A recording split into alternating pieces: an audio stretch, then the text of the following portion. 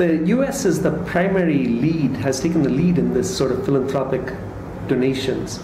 And so many astronomy projects are funded by private individuals. The Keck telescope, the and Allen radio telescope. So a lot of these places do depend on private funding. The Sloan Digital Sky Survey done an amazing amount of work. So American philanthropy is a well-developed, well-understood phenomenon. Rich people give their money. They don't give their money necessarily to their descendants. They give a lot of money to charities. Most of the universities, they're all called after someone. Harvard University, Yale University, Johns Hopkins, my alma mater. So these are all philanthropic donations. We don't have that tradition in India. We haven't had that tradition. And I think it would be very nice if we could get a fundamentally different model where perhaps university chairs could be funded by companies.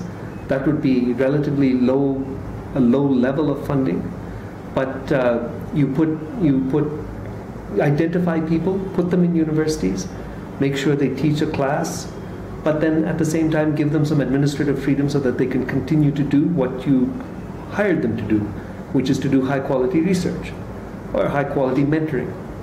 So that's certainly one place. There's also scope for, we have a lot of rules and regulations in the way we do things. The Indian bureaucratic system, while fundamentally it shouldn't work this way, often it does slow things down. It does introduce new variables that we have to account for. And a private way of doing things, we could do things much faster, much better. We could have much greater accountability. What I would worry about is that very often, if you have philanthropic directed research, they do research into topics that are of what they would call relevance. So for instance, I remember Tata went to ISC and said, why aren't you guys designing a better automobile engine? Which is not the purpose of ISC. It's the purpose of ISC is to do fundamental research. So one has these problems that one has to overcome. But what I would say is it's good to get money into the system, no matter how. And right now we don't have a mechanism for that. I think it would be great to get a mechanism for that.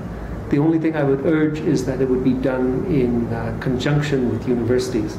Perhaps setting up centers of excellence in universities, perhaps setting up a specific project in a university where you don't necessarily use the university administrative structure, because that can be inefficient, but rather you make sure that the university faculty are involved, you make sure that the university students are involved.